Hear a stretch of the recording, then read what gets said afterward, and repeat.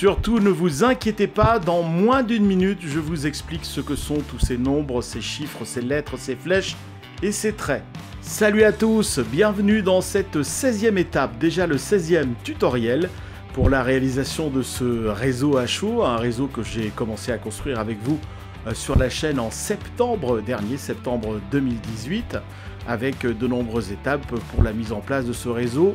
Il s'agit de code 75 PECO, c'est de la voie normale, et le réseau fait toujours le tour de la pièce, toute petite pièce, c'est un peu le défi que je me suis lancé avec vous, réaliser un réseau dans une pièce de 9 mètres carrés, un réseau tour de pièce. Alors j'ai positionné dans ma petite pièce le plan du réseau, avec les différentes aiguilles, c'est cette partie-là qui se trouve ici. Alors j'ai posé la voie de l'autre côté de cette plaque de contreplaqué.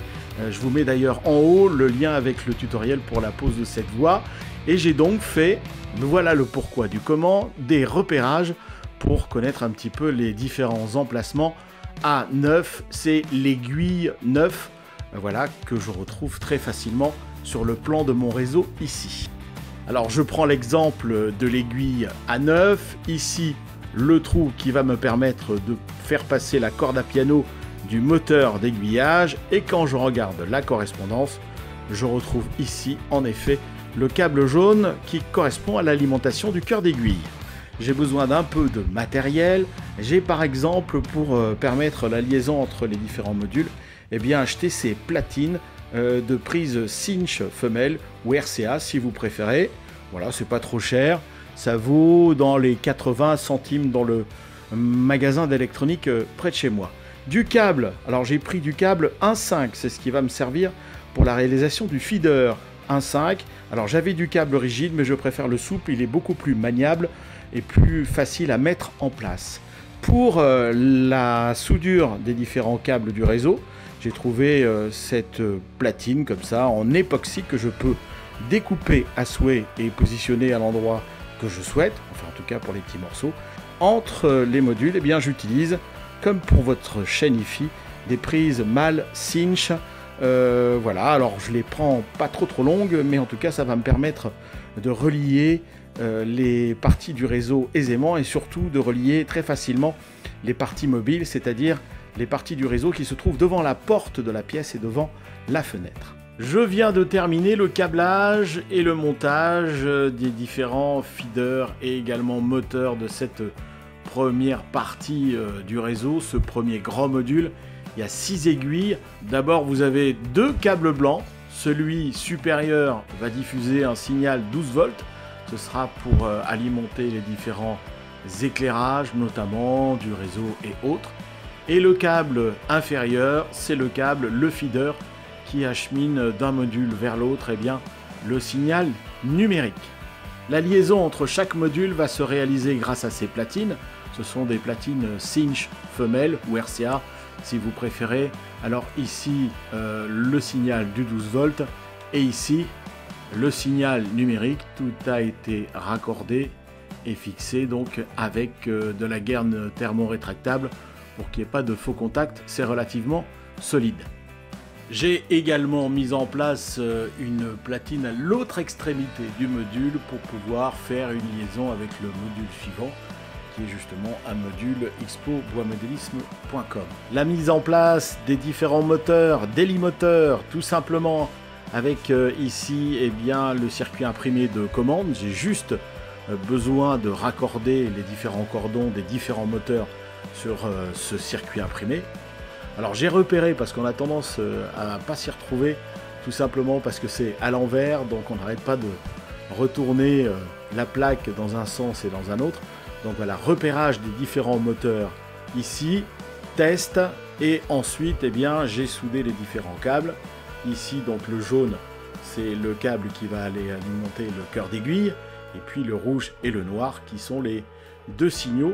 Les deux signaux donc avec le rouge qui arrive ici et le noir qui arrive ici, ce sont les deux pôles en fait du signal numérique, plus et moins. J'ai tout simplement fixé les moteurs avec 2 vis à agglomérer.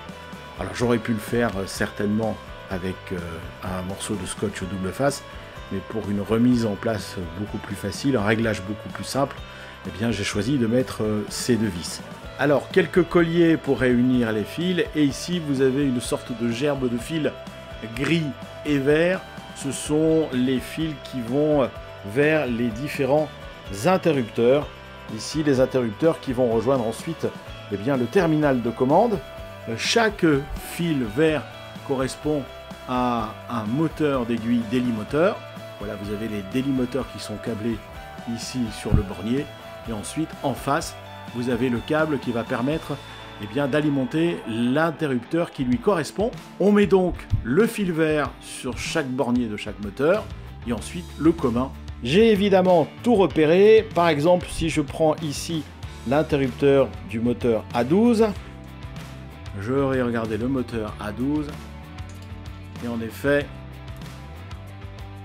ça correspond bien. Le moteur donc circule correctement en fonction de la position de l'interrupteur.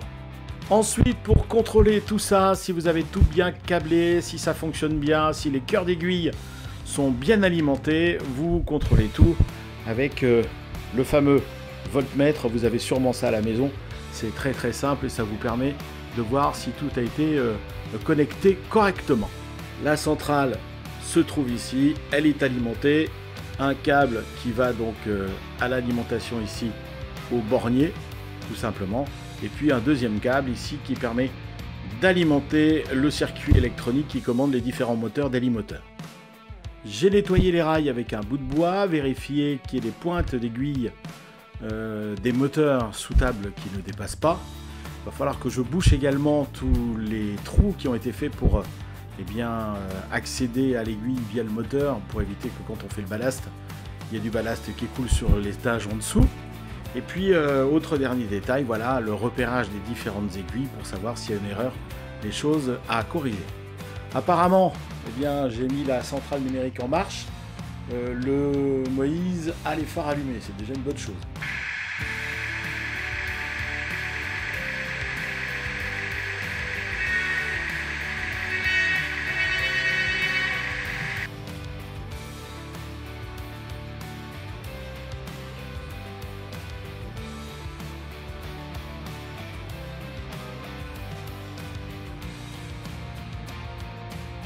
C'est fait pour les deux premières aiguilles passées sans encombre. Il va falloir vérifier comment ça se passe au niveau des autres aiguilles. Il y en a 6 sur ce module-là. Bon, ça devrait être normalement sans aucun problème. Et il faudra ensuite câbler les 6 autres moteurs qui se trouvent sur le morceau donc amovible devant la fenêtre et le module qui se trouve au fond là-bas, là où il y a tout le bazar.